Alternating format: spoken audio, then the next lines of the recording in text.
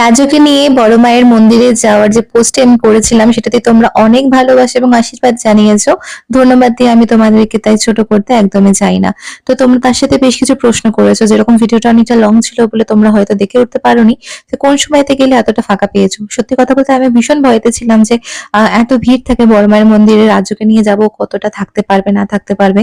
ঠাকুরের অসীম কৃপা যে আমরা যখন গেছিলাম মন্দিরটা খুবই ফাঁকা ছিল, আমাদের একটু ওয়েট করতে হয়নি। আমরা গেছিলাম ওই 5:30 নাগাদ। তো 6টার মধ্যে আমরা খুব ভালোভাবে পুজো দিয়েও দিয়েছি এবং 6:30 নাগাদ এখানে সন্ধ্যা আরতি হয়, তোমরা চাইলে সেটা দেখতেও পারো। আর কিভাবে যেতে হবে সেটা তো তোমরা অলমোস্ট জানোই। নৈহাটি স্টেশন থেকে একদম ব্রিজের পাশের যে রাস্তাটা সেটা দিয়ে সোজা বেরিয়ে যাবে অরবিন্দ রোড ধরে এগিয়ে গেলেই তোমরা বড় মায়ের মন্দিরে পৌঁছে যাবে।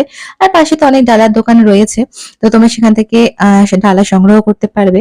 আর এছাড়া তোমরা জানতে চেয়েছিলে কিসের মানসিক ছিল, সেটা তো হচ্ছে আহ রাজ্যকে নিয়ে। তোমরা জানোই যে রাজ্য অনেকটাই কম ওজনের হয়েছিল, রাজ্যকে নিয়ে অনেকটাই অনিশ্চয়তার মধ্যে আমরা ছিলাম। তাই সেক্ষেত্রে আমরা সেই সময়তে বড় মায়ের শরণাপন্ন হয়েছিলাম। শুধু বড় মা না, আরো অনেক ঠাকুরের কাছেই আমরা চেয়েছিলাম। মা বাবা হিসেবে তখন যা যা মনে এসে সেটাই বলেছিলাম। তো প্রথম এটা ছিল যে ঠাকুরের কাছে বলেছিলাম যে রাজ্য সুস্থ হয়ে আর বাড়ি ফিরলে তাহলে আমরা ওকে নিয়ে যেতে পারবো। কিন্তু ঠাকুর না চাইলে সত্যি বলতে হয় না। 18 মাস কমপ্লিট হওয়ার পর চুল দেওয়া হয়েছে। আর দেখো সাথে সাথে বড় মায়ের ডাক পেয়েছি আর চলে গেছি। অনেকবার যাবো যাবো করেও জানো তো বড় মায়ের মন্দিরের সামনে দিয়ে ঘুরে এসেছি, কিন্তু মায়ের মন্দিরে ঢুকতে পারিনি। সত্যি মায়ের টান না থাকলে কখনোই কোনো কিছু সম্ভব হয় না। এছাড়াও আমাদের অনেকগুলো মানসিক রয়েছে, সেগুলো আমি তোমাদের সাথে একের পর এক শেয়ার করবো। কারণ কি যেহেতু চুলটা দেওয়া হয়ে গেছে আর অনেকগুলো মানসিক রয়েছে। অনেকে আবার মনে করেন যে 5 বছরের আগে নাকি মানসিকের পুজো দেওয়া যায় না।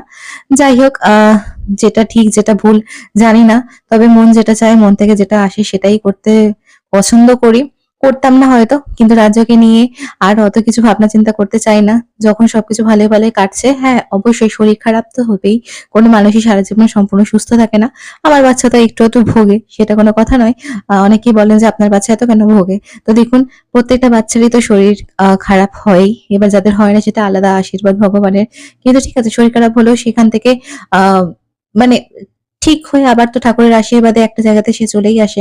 তো যাই হোক, আমার বাচ্চাটাও কিন্তু সেদিনকে খুব আনন্দ করছিল। আর সত্যি কথা বলতে হয়তো এদিক ওদিক ঠান্ডা লেগেছে একটুখানি, ট্রেনে করে গেছে, কোনোদিন সেভাবে খুব একটা ঘোরে না।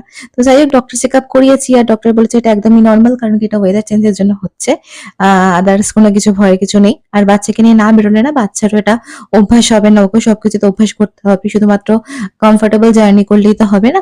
সবকিছুর অভ্যাস না থাকলে পরবর্তীকালে ওরও হয়তো পথ চলতে অসুবিধা হবে। আমি অনেক ভয়ে ভয়ে রাজ্যকে কোথাও বের করতে চাই না, যাতে ওর কোনো অসুবিধা হবে কি না হবে সেই সব ভেবে। কিন্তু রাজ্যকে নিয়ে গেছিলাম আর রাজ্য কিন্তু বেশ আনন্দ করেছে। একটু ঠান্ডা লেগেছে, সেটা ওয়েদার চেঞ্জের কারণে। আশা করি খুব তাড়াতাড়ি ঠিক হবে।